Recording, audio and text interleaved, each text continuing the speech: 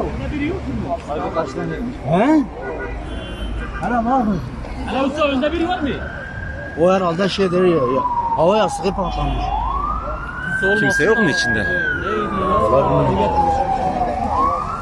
Hoca burada var mı kimse?